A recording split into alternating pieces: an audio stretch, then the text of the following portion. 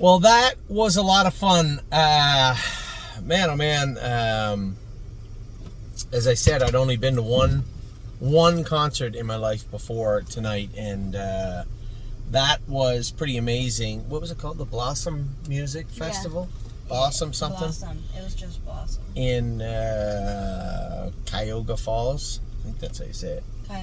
Cuyahoga, right, Ollie? Not too far from where we live, about 15-20 minutes. There had to be 40,000 people here. I think, certainly felt that way. It was jammed here. Oh, and you know what else they had? 1 million food trucks. I had spring rolls. I had pizza. What else do we have, Ollie? Tacos. And then we had soft serve ice cream that was in these little packages like you used to get for the kids, like the Go-Go Squeeze. The Go-Go Squeezes, yeah. Soft serve ice cream. I'm going to tell you what, if that was full of toothpaste, we'd have nothing to brush our teeth with tomorrow. What? I got it all. The chocolate ice cream one was fantastic. The vanilla one was pretty sweet. The concert was cool. I know there's opening acts. I didn't know who was playing. So, again, from my era, Collective Soul, Edwin McCain was playing. And Hootie and the Blowfish. That was a really, really cool concert. Really cool concert. Did a great job. You know how, I shouldn't say you know how. I always hear people say, they're not quite as good in concert, or they're even better in concert. He was exactly the same as I remember from when I was a kid listening to his CD. That's how old it was. Now, the reason for the video wasn't just to tell you about the soft serve ice cream in a pack. Fantastic, by the way. It was also to talk about the horses that raced tonight. I was impressed with 2 fillies and a little less impressed with a aged horse. Collector, as you know, made a break. I talked to Chris Lems after. He said there was a horse outside him. He just got bottled up, and I was worried. Brett always kind of keeps him out of harm's way and is really soft with him. And I was wondering what would happen when that horse was trapped on the outside of him going around the first turn. I said, I'm curious what's about to happen here. And it didn't take long for it to unfold in a very negative way. Rolled off stride, made a bit of a wild break, and that was that. This is a horse. Can he do the class above? I don't know. And we may not find out. I know that Brace for Landing can do the class above. And as we start to shuffle the deck in the fall, I've been talking about Brace going to Scioto for a while. Again, they got him up in the 24,000 class where he can't do this week without hobbles on, so that should be cute. I can't sit idly by. And I told you guys the other day I was going to make a video about a very important topic, and that is trying to utilize our horse population the best we can. And I'm talking about real-time condition sheets. I feel bad for Jimmy and all the other race secretaries. They talk about, there's such a horse shortage in Ontario. I'm going to tell you what, there's a horse shortage everywhere right now. And I know I hear jurisdictions say, oh, no, we have lots of horses. No, Yonkers, you have lots of horses. Drop your purses 20% and you won't be able to fill a card. That's, I guess, maybe more than 20% because they race for a lot of money. Same as Southern Ohio. They soak up some of the freelancers, the mercenaries, so to speak, the ones that are floating around, much like our horses. But when it comes to jurisdictions like Ontario, Pennsylvania, and places like Northfield Park. Now, Northfield, it's its own kind of walled-off universe. So I'll use Pennsylvania and Ontario. Understanding what horses are in that province, that state, or that jurisdiction, wherever it may be, makes it easier for you to make condition sheets, and making that information public. What is available, what is not. I'm not talking about the numbers 8,000, 9,000. I'm talking about numbers of 1, 2, 3, 4, 5, up to 7, maybe even into 10, some claimers that are around. Because what happens is you may have 540 claimers in Ontario. I will never send one there, ever. Because I just have no confidence the horse will get in.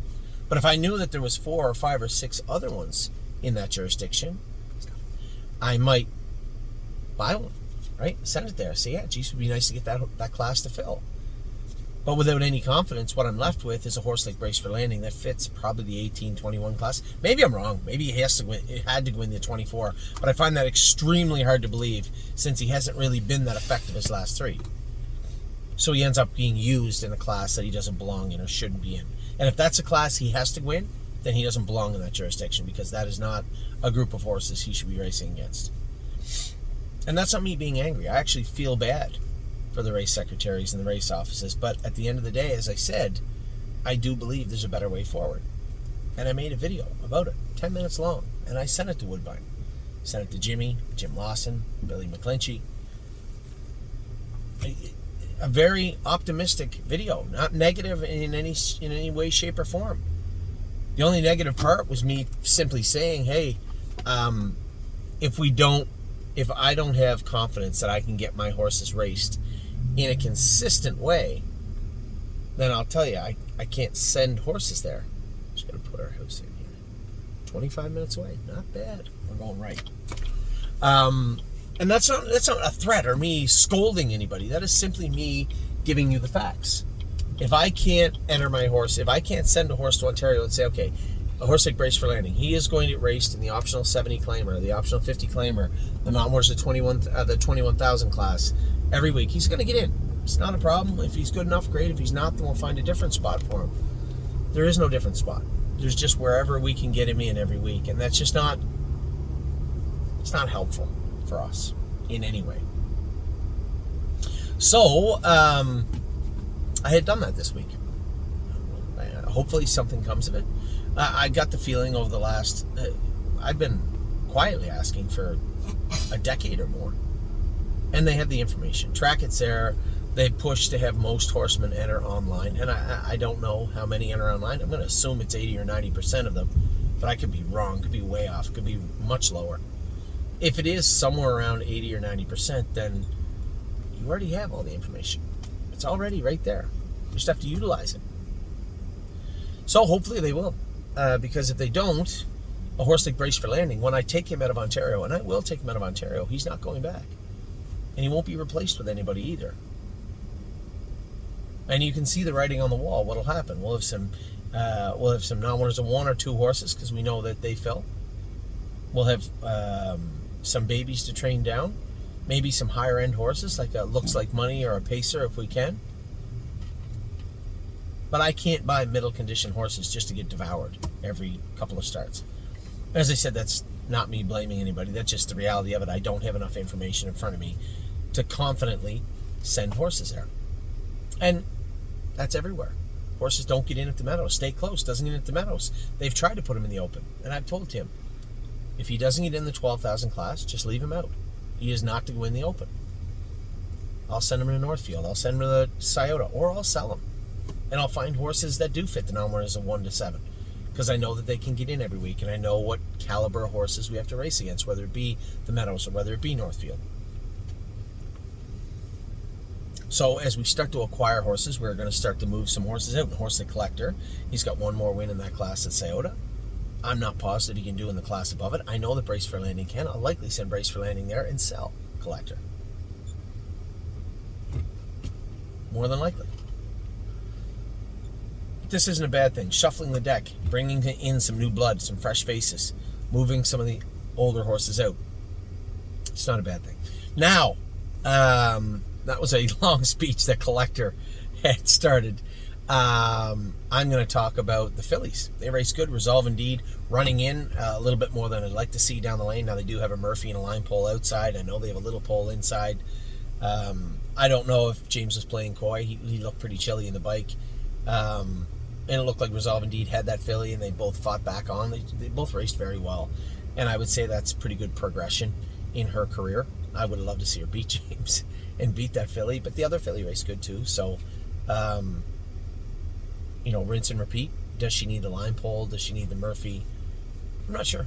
I'll leave that up to Harry. That's his department. And then Princess Dream, I thought raced all right. I know that James is super protective of her, but, I hate sitting in 5th, sitting and getting up the inside for 3rd. I hate it, but it does have its place. Last week she got beat fair and square, and she was driven kind of hard. Tonight she was not driven hard. The favorite got away on them down the lane. She trotted on to be 3rd. Listen, she's a 2-year-old filly. Lots of talent and a good solid 2 more starts before we have to worry about any stakes with her. So, again, rinse and repeat. Put her back in, let her race, see how she does. She'll probably have one start and a break, or like a week off, or 2 starts and a week off into a stake. We'll see how that plays out. We may not have the option. They may not fill the 2-year-old trot, or only fill one of them over the next week. I don't know. We'll wait and see. So that is what took place tonight. I saw a great concert from Hootie and the Blowfish. That was absolutely tremendous. What do we got going on here? Oh my God, that guy. That sucks. You're leaving the Hootie and the Blowfish concert and you plow into the back of someone. That's bad luck right there. I could see how it could happen. So a great concert from Hootie and the Blowfish. A great night. Got some great food from the food trucks. Once again, I'll bring up the soft serve ice cream. Great idea. And the Phillies race good. And Collector, who's been on a bit of a roll as far as staying on gate, made a little break tonight. And I'm sure he'll bounce back next week. So that's it. You're all caught up this morning, this afternoon, and tonight. Tomorrow morning, Ollie and I, we got to get up early. Have to leave the house by 8:30. Mom has told us we are to be on the road at 8:30. So I'm just giving you, you're being forewarned. All right. On the road at 8:30 tomorrow morning, and then back to Guelph. Going to watch Ollie play on Friday. We have some horses racing tomorrow. Yes, we do. Blue Ventura's in tough in the Buckeye. Drebin is 12-1. I talked to Mike Wilder today. I think Drebin's a better horse than 12-1 in that class. I know it's an hours of 2 before, but he raced some salty horses last week. I think he'll be just fine. JK Victory is in tomorrow. He's down in class. Trace Tetrick is driving him. And Foxy Seaside is also in tomorrow. Who's driving Foxy? Brett, I hope. Brett is driving Foxy at 9-2. So she's down a little bit also. Saturday, we all know what's going on. We get the Gold Cup. We got the Hemp. We got Sire Stakes in Ohio. And we have the Wellwood. 4 major staking races in 4 different jurisdictions on Saturday. It's going to be a busy and hopefully very productive day. Look at the name I just saw pop up for Sunday. Kings County. 4-1. Todd Warren is going to drive. That's Ridge's dad. Good luck to Todd and the Lems family and our partners, all my partners with Kings County. Arrowhead Hanover's in. What are his odds? Brady Brown's going to drive him. Mark's at 2 other tracks in New York. 3-1. That's a good spot for him to be in. Manhattan Money's in. Memento Mori, Westland Warrior, and Gaslight Hall with Marvin Luna. Marvin Luna. Okay. Long odds, but we knew that. Hopefully you can work out a trip, some sort of a trip, and pick up a little tiny prize. That was our gamble of the week. We'll see how that pays off. That is what's coming up in the immediate future, but for right now tonight, we're on our way home in heavy traffic. We'll be home in about 20 minutes or 25 minutes. Up tomorrow, back to Ontario. Baseball Friday, baseball Saturday morning, and then everything begins in the afternoon. Take care, everybody.